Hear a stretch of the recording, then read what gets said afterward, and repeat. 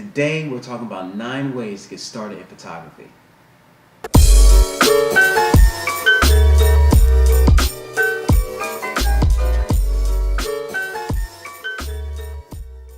What's going on, everyone? My name is Bradley, owner of Eighth Note Photography, and you're watching this video because, well, you probably just bought your first camera, or you've already had a camera and you're trying to get started into photography, one or the other, or it could be completely wrong and you're just like, no, it's cool and I want to do it. That's cool too. So, as I said, these are 9 different ways to get started into photography. So tip number 1, accustom yourself to the camera. So get yourself accustomed to the settings, the buttons, the dials, the switches, all the fancy gadgets that's on the camera, the DSLR itself. Or if you're not using a DSLR, you're just using a regular point and shoot, even with that, get used to the settings, the feel of it, because that's the camera you're gonna be using from now on. Hopefully, maybe, I don't know, you might trade it for something else, but generally you'd be using this camera, that one that you have, for quite a while. So start getting used to the buttons, how it feels, where it is on your camera, and especially get used to the settings. Find out what settings you want to be on, and just kind of figure it out on your own, because really everything is subjective to how you want it to be. So you can definitely ask, oh well, what settings should I put it on? It's more of what setting do you want to put it on? Figure it out. You know, go into your settings and take a photo and see what happens.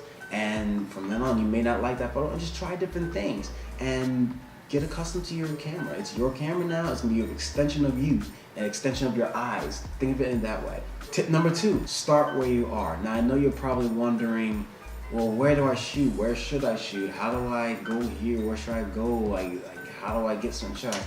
Best place to start is right in your very own home. When I started in photography, I started right in my own home, in my backyard, in the front yard, inside the house, in the garage, I mean everywhere, in my own room. I just took pictures of everything and anything because I wanted to get used to my camera, which, like I said in tip number 1, you want to get used to the camera. You want to get used to what it does, what it sees, how it works, and everything. Just, you really want to get used to your camera. So basically practice. So the best place to go, like I said, is in your home backyard, a local park. If you have, you really are like, I want to go somewhere else, go to a local park. I did that. Go to a local park, go to a different neighborhood, go anywhere. Just go anywhere and everywhere and just start taking photos, getting used to the settings, getting used to the lighting and all that, which leads to my next tip. Tip number 3.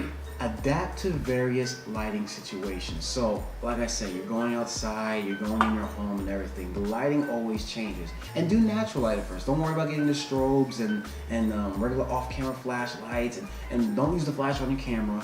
Go natural light. So go ahead, go outside. So if it's a bright sunny day out, go outside. That's the perfect time to go. That's when all the lights out. And you just try it. Just see what your camera can do. And my suggestion is I would switch everything to manual and raw. Now, you're probably like, no way, I don't know anything about that stuff, I can't get there. Don't worry about it. The reason why I recommend it is because you really have more full control of the camera, especially when it comes to lighting. You have full control.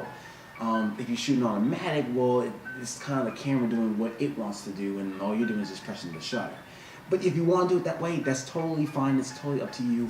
I personally, this is maybe you should start out with the hard settings so you can get control of the camera, and that's when you really are starting to experiment and really starting to bond with the camera and really starting to understand it, because now using all the settings, using all the buttons and all the switches and whatever is on your camera, and you're getting used to what you want to see through the camera. Like I said, that's how I did it, because I really want to know how to get the images that I want, not what the camera wants. So that's a little suggestion. Tip number 4, no jimping. Now you probably never heard of that. I mean, it's not a thing that everyone says. I haven't really heard that term too much. I've heard some people say it, but not too much. And it's called jimping. What jimping is checking image preview. And it's a bad habit that most, if not, I would say, now this is a made up number, but I would say at least 80% of photographers do this. Check the back of their camera. I have a habit of doing that. It's a bad habit to have, because it kind of spoils the photographer, and you don't really learn from it necessarily, learn how to make mistakes. You just see that and you're like, oh, I did this. And it helps sometimes, but it's a habit you really don't want to get into too much. So don't always check the image preview. Get started by saying, you know what, I'm not gonna look. If you have the swivel back, like the camera actually I'm shooting off now is a Canon Rebel TPI, and it has that swivel screen. The best thing to do is have that swivel screen, just close the screen, don't have the screen facing you, and just close it, because it'd be the best thing to do just to go ahead and take pictures, and then after that, take your memory card out, put it in your computer, and find out how to do that. I think that's the best way of learning. I did it the cheap way. I chimped. I have to admit, I'm not the, I cheated, but I didn't know it was called chimping then until like someone had told me that's what it was called, and I looked it up, and yeah, basically means checking image preview. And yeah, try not to get in that habit. It's a really bad habit, and you don't learn how to adjust based on just by looking. You just rely on the screen, so you just take a photo, look at the back. Oh, I don't like that. Learn how to just take the photo and say, I don't think that was overexposed, or just know what shutter speed you want to put at, what f-stop you want to put at, and what ISO. So that's tip number 4. Now tip number 5 is kind of goes based off of tip number 4. If you do take a bad photo, don't delete it. Now I have an issue with that too. I do that sometimes. I'm not perfect, guys. I'm not perfect. I do the same thing sometimes. Like if I don't like the image, I'll delete it. And I used to only do that because I had a small memory card, so I had to delete it. So it wasn't good one. I really had to delete it because I didn't have room for the next shots. So I had to delete the bad ones. But if you have enough space to where you have it, go ahead and use the bad photos. And the reason why I say that is sometimes the bad photo isn't really a bad photo. For example, I'll give you a little story. Before I got into photography, when I wasn't really into photography, my mom had this HP point and shoot camera. It was really fat looking, it was really weird looking. I just wanted to do a self-portrait of myself, and the reason I say self-portrait because back then there was no such thing as selfies, and cell phones weren't like that. I think this was cell phones didn't have the front camera, so there was no such thing as selfies yet. But anyway, I wanted to do a self-portrait of myself, and I just kept taking pictures. I was living with my parents at the time. So I was just taking pictures of myself because I bought a new fedora hat and I just wanted to see how I looked in it and everything. I was just taking several pictures here and there. And then finally I came to this one picture. I wanted to sit dead center, like kind of like I'm dead center now within the parameters of the screen. Well, I wanted to sit dead center, but I ended up actually sitting like over here and too far over. And I was like leaving all this space on the side. So I thought that was a mistake. So when I looked at the image preview, I was like, oh man, I was too far over. I was just about to delete it. And the crazy thing is, I didn't. So, actually that wouldn't be a crazy thing. No, I don't know why I said that. Anyway, but the cool thing is I didn't delete it. I was just about to delete it. I said, well, you know what? No, I'll keep this because it actually looks pretty cool. I ended up putting my signature beside it. And funny thing is, that became the way I shoot. I love shooting off center. So I say that story to say, not all bad photos are bad. You may think, oh man, I didn't want to shoot like that, but just analyze it first. Could you use that photo? Now I'm not talking about if it's like dead blurry and you really can't see it and it's just like, no, then okay. But sometimes a blurry image will actually look pretty cool, especially if it's very artistic looking. You can get away with it. Tip number 6. Tip number 6 is kind of essential here. Which a lot of photographers, and me included, we do this a lot. We'll upgrade our gear before we update our monitor. Now what I mean by monitor is your computer monitor. You want to make sure you upgrade that, or you have a better computer monitor that can handle the images coming out of your camera. Because some computers can't handle it, and they won't look very good when you put it on there, which will frustrate you because you'll buy this expensive lens and expensive camera body, and then you're expecting a sharp image on your computer and it looks really dull and like it doesn't look good at all. And you're like, well, why doesn't it look pixelated, or doesn't look sharp enough? Well, usually it's because your monitor's not upgraded or you don't have the best of the best monitor. So make sure you have a really good computer that can handle the images, and a monitor that can handle the images or give you great color, because sometimes it will be frustrating. Trust me, I know. I went through this a lot of times where my computer could not handle the images of my camera, and I would get really frustrated because it would look like I messed up, but I never did. Especially when I got my new computer, I ended up then the images looked great. The images I thought were bad, they actually looked really great on this computer. So yeah. Tip number 7. Preserve your images. Now this is something I started doing kind of recently. I hadn't done, when I started, I did not do this. When I mean preserve your original images, when you take pictures, especially if you shoot RAW or JPEG or whatever, how you want to shoot. I shoot RAW, so my camera files are CR2. That's what I see. And what I would do is I would edit my photos and I would turn them into JPEGs. But I would never keep the original photo out there. I will always, it would just be gone. And once they're gone, they're gone. They don't come back. And I would never keep the RAW files. I'll just get rid of them. Always keep the RAW files or the JPEG file or whatever, the original files, because you may want to use them later for editing, or just is a good way of looking back at how it looked originally. Because you may want to use it again, or you may want to change something on it, or you may say, let me try this kind of editing on it.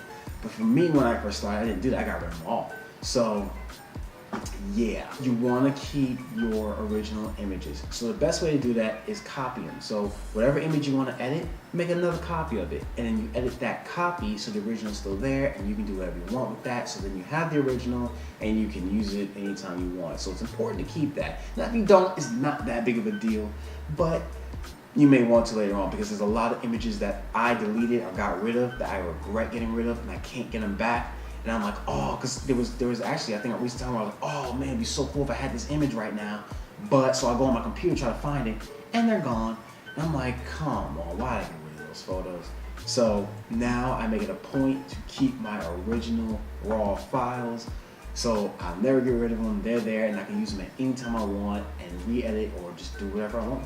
Tip number 8. Now let's say you're out there and you're starting to shoot and you're getting clients now and you're starting to do your thing, or you're still practicing and you're trying to get out there. This is more of an ethical tip to kind of respect the subjects that you're shooting or where you're shooting or whatever. And this is more just to be respectful for things, or an ethical thing. It's not really a tip, but it would help for someone who's new. When you go to certain areas, make sure you respect the area that you're at. Don't vandalize the area. Don't change things around for a certain shoot.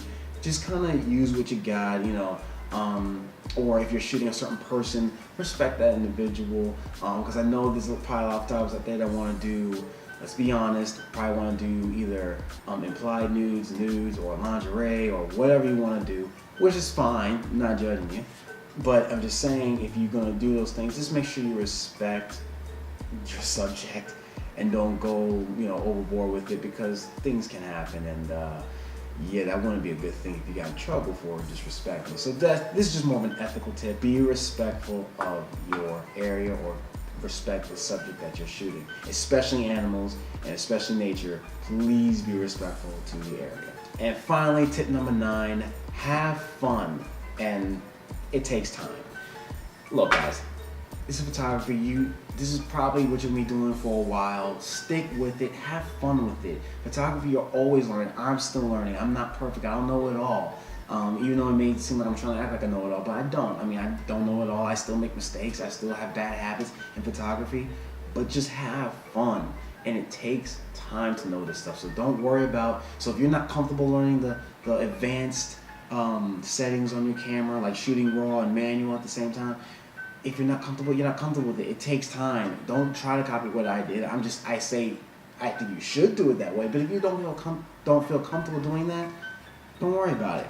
Just have fun, learn the camera, learn photography, and just go out there and just start shooting. Just start now. Go out there and just shoot a stop sign if you have to, and just figure it out. I remember I went back to my college campus and I started shooting the signs there. Just getting used to the colors, trying to figure out how to do things, trying to figure out, what my camera can do in this kind of area, what can it do in this kind of area, just figuring things out.